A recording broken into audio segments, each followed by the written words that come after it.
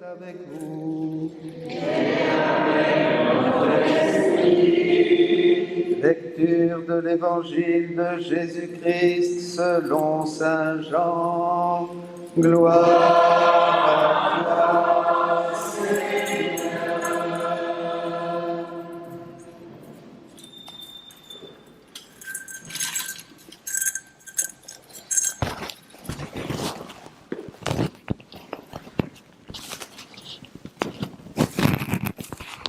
En ce temps-là, Jésus disait à ses disciples, « Quand viendra le défenseur, que je vous enverrai d'auprès du Père, lui l'Esprit de vérité qui procède du Père, il rendra témoignage en ma faveur.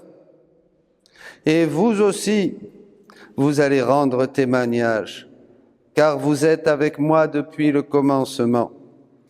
J'ai encore beaucoup de choses à vous dire, mais pour l'instant, vous ne pouvez pas les porter.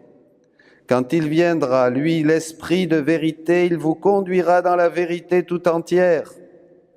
En effet, ce qu'il dira ne viendra pas de lui-même, mais ce qu'il aura entendu, il le dira. Et ce qui va venir, il vous le fera connaître. Lui me glorifiera, car il recevra ce qui vient de moi, pour vous le faire connaître. Tout ce que possède le Père est à moi. Voilà pourquoi je vous ai dit, l'Esprit reçoit ce qui vient de moi pour vous le faire connaître.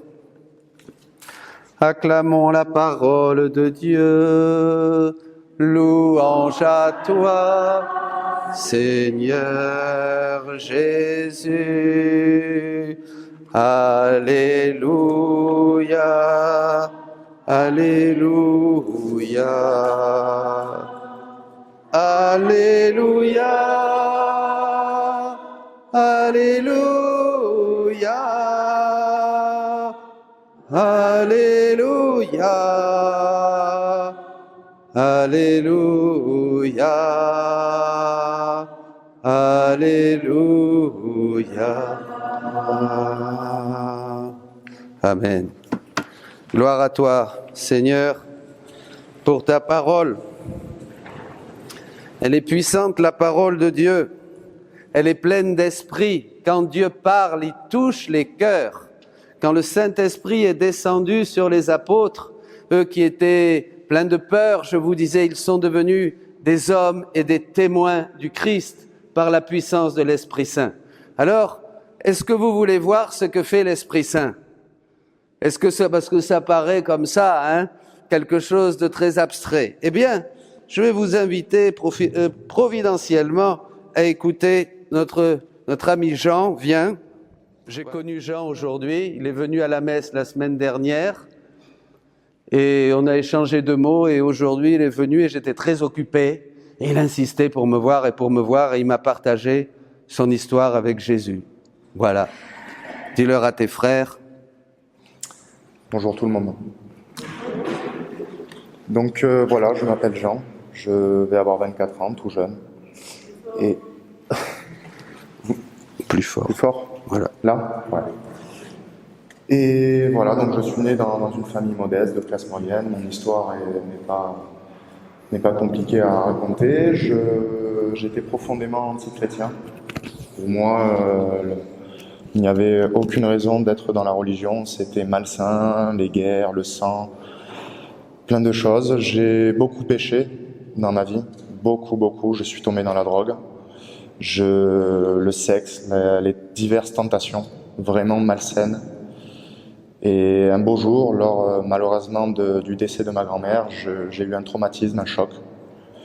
Je me suis posé des milliers de questions, beaucoup de questions. J'ai eu un éveil spirituel, je suis tombé encore une fois dans le mal, le chamanisme, tout ce qui est dans le courant un peu hindouisme, sur diverses choses, et j'ai rencontré Jésus. Je suis allé un beau jour dans une église perdue dans les Landes, l'église du Vieux Lugo, pour ceux qui connaissent peut-être, au bord de la Leyre, un endroit paradisiaque, idyllique. J'étais seul, je me suis mis à prier dans cette église, et c'était le plus beau jour de ma vie. Je n'ai jamais ressenti un amour aussi fou. j'ai perçu quelque chose, j'ai pleuré, mais pleuré comme je n'avais jamais pleuré auparavant. Et ce jour-là, je me suis mis à faire des recherches sur le christianisme. Qui était Jésus? Qui était-il? La Vierge Marie, les diverses apparitions que l'on a pu voir sur Terre, des miracles également, que ce soit à Lourdes ou au Japon ou dans plein de pays. Et je suis sur le chemin du repentir. Je me suis confessé. Je vais avoir 24 ans comme je vous ai dit, je n'ai jamais été communié et je vais faire ma communion cette année ou l'année prochaine. Voilà. Que Dieu vous bénisse. Merci.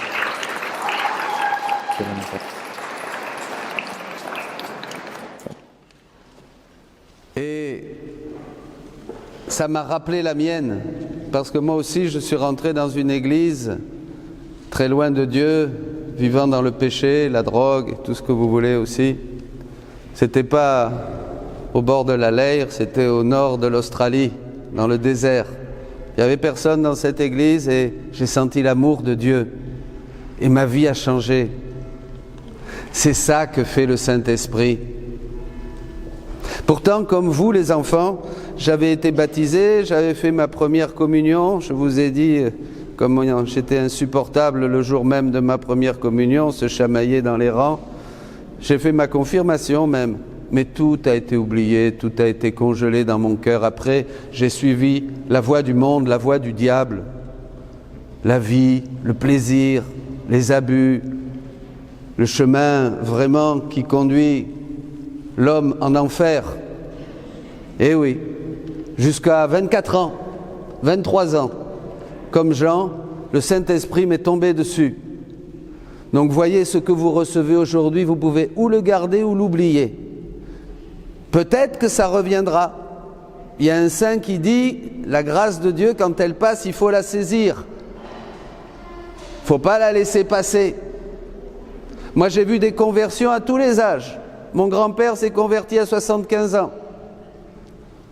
À tous les âges. Aujourd'hui, vous pouvez vous convertir. Aujourd'hui, vous pouvez dire, Esprit Saint, descends dans mon cœur, je veux donner ma vie à Jésus-Christ, mort et ressuscité pour moi.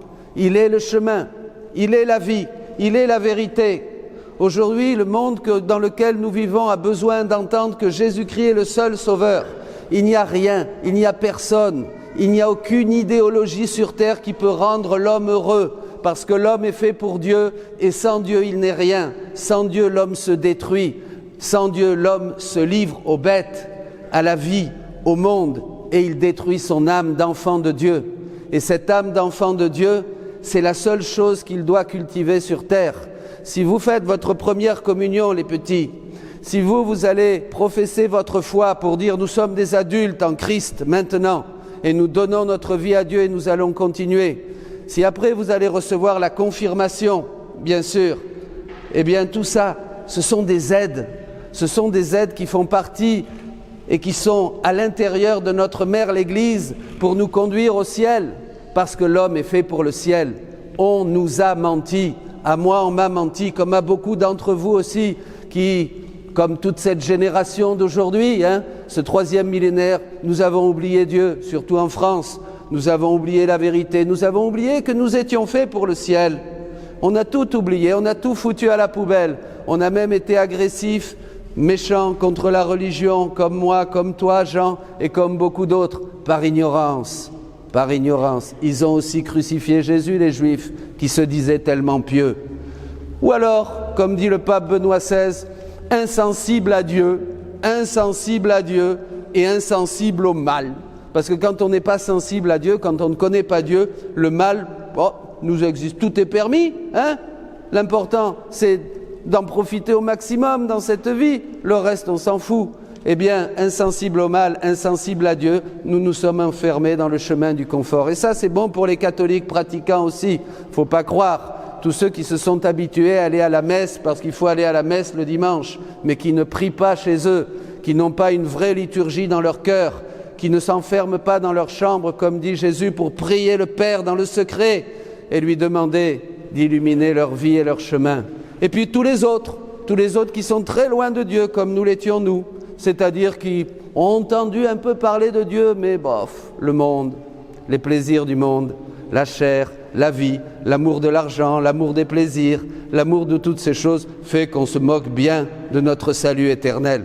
On se moque bien de ce qui va se passer pour nous après la mort.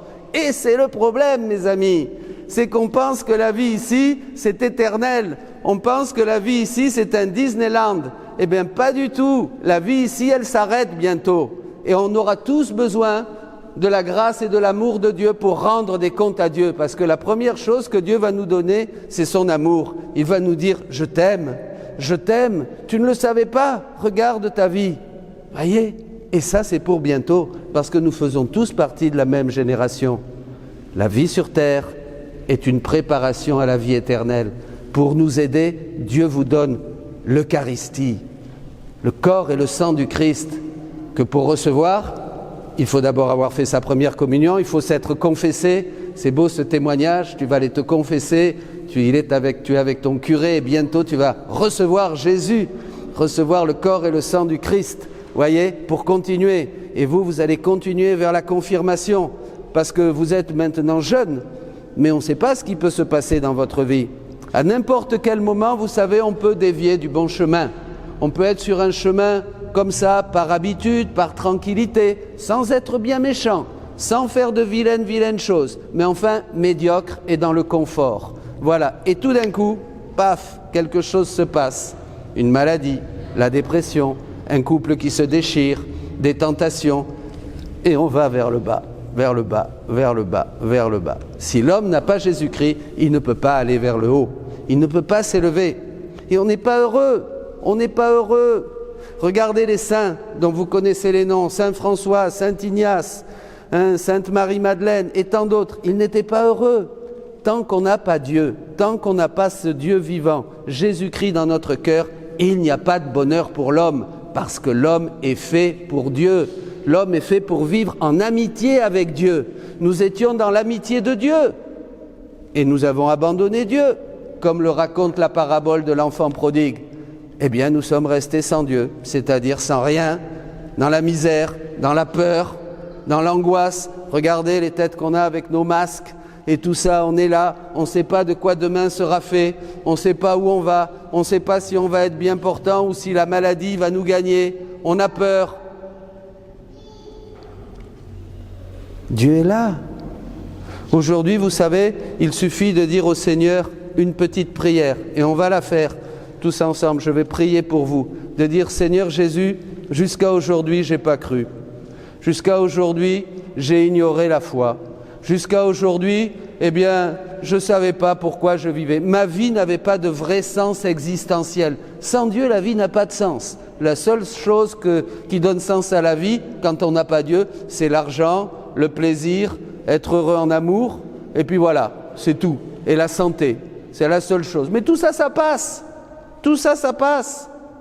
On est fait pour l'éternel. Nous sommes des êtres éternels. Vous comprenez ? Nous sommes faits pour Jésus, nous sommes faits pour le ciel.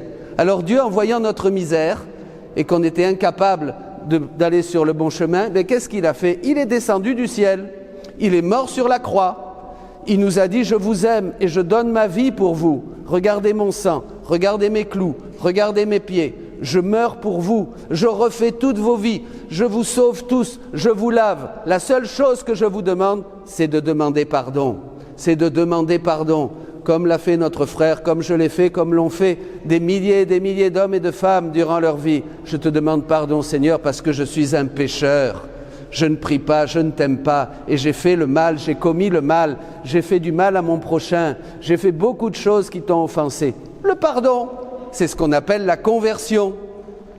Dieu touche notre cœur à travers une parole, comme quand tu es venu ici, tu as été touché, ton papa, ta famille, et tu as continué ton chemin vers Dieu. Voyez, c'est ça. Et une fois que vous faites ça, eh bien, bingo, vous recevez ce que l'on fête aujourd'hui, l'Esprit Saint. Ces gars qui ne connaissaient pas Dieu au début des Actes des Apôtres vont voir Pierre, ils étaient grecs, ils avaient entendu parler de Jésus, et ils disent « On veut nous aussi, qu'est-ce qu'on doit faire ? Qu'est-ce qu'on doit faire ?» Et Saint Pierre leur dit « Convertissez-vous, reconnaissez-vous pécheurs, Faites-vous baptiser au nom de Jésus et vous recevrez le Saint-Esprit. Ça sera Pentecôte pour vous, vous comprenez? Eh bien aujourd'hui, je vous propose une prière simple pour tous, même pour vous qui êtes ici tous les dimanches à la messe. On a toujours besoin de se convertir, on a toujours besoin de demander pardon, on a toujours besoin d'aller plus loin avec Jésus, on a toujours besoin de recevoir davantage l'Esprit Saint dans nos vies. Vous les enfants aussi, vous commencez. Écoutez bien, c'est la dernière fois que je prêche dans cette paroisse, puisque en mois de septembre, je m'en vais. Et je suis content de cette dernière Pentecôte de vous dire la vérité, de vous dire ça, de vous dire que Dieu vous aime, de vous dire que le seul chemin qui conduit au ciel, c'est la conversion et c'est la foi en Jésus-Christ. Bien, je vous propose maintenant de rentrer dans votre cœur et d'être sincère 30 secondes. 30 secondes de sincérité, même si vous ne croyez pas, même si votre foi est très faible. Une petite seconde. 2 secondes, 3 secondes, 10 secondes de sincérité, comme ce saint, comment il s'appelle, dans le désert là, le siècle dernier s'est converti. Charles de Foucault, qui croyait en rien et qui faisait des abominables parties, je vous cache les détails, à Paris. Il a été devant le tabernacle. Il était au bout du rouleau, il croyait en rien, il était méchant, il était dans tous les vices et tous les péchés. Il a frappé sur le tabernacle. Il a dit « Dieu, si tu existes, révèle-toi à moi ». Et Dieu a touché son cœur. Il est devenu le fondateur des Petits Frères de l'Évangile, Charles de Foucault. Voilà, et il est mort martyr en Afrique du Nord. Voyez, ça marche. Si ça marche, vous avez tout gagné. Et si ce n'était pas vrai, vous n'avez rien perdu, vous pouvez continuer dans votre vie de péché. Pas vrai? Mais ça marche. Alors on va tous prier 2 minutes dans notre cœur. Voilà. On ferme les yeux. Et je demande au Saint-Esprit,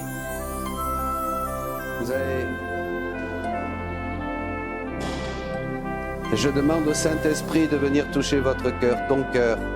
Ce qui s'est passé pour Jean, ce qui s'est passé pour Saint François, ce qui s'est passé pour Charles de Foucault, ce qui s'est passé pour Saint Ignace, ce qui s'est passé pour Marie-Madeleine, ce qui s'est passé pour Paul Claudel et pour tant d'autres. Que ça se passe pour toi. Que la lumière du Saint-Esprit, par les mérites de la mort de Jésus, de ses souffrances, par la prière de la Vierge Immaculée, que le Saint-Esprit touche ton cœur et qu'il te fasse voir que Jésus est le chemin du bonheur et la vérité qui rend libre et la vie en abondance qu'il nous a promis.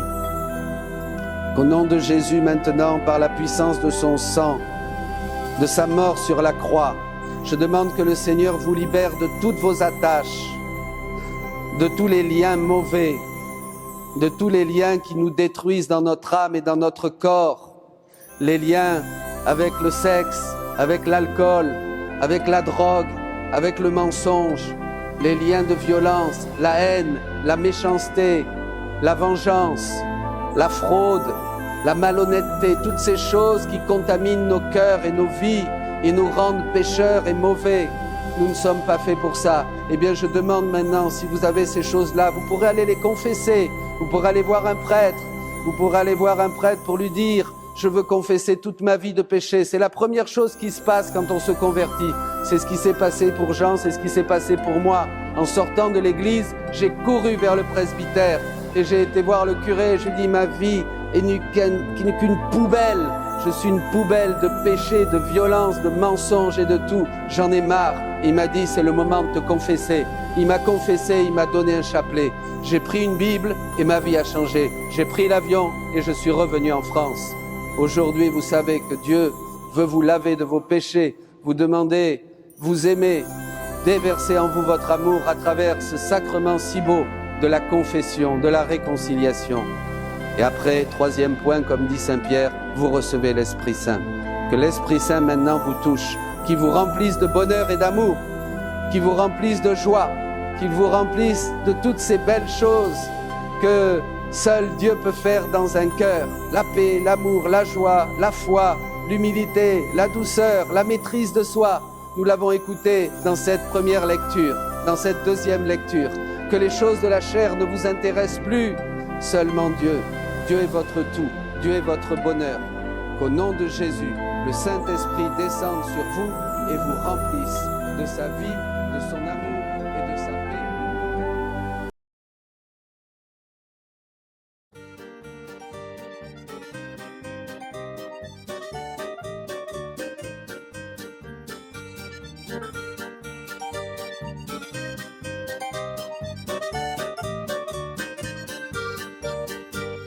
Sa parole est lumière, alléluia. Sa parole est sagesse, alléluia.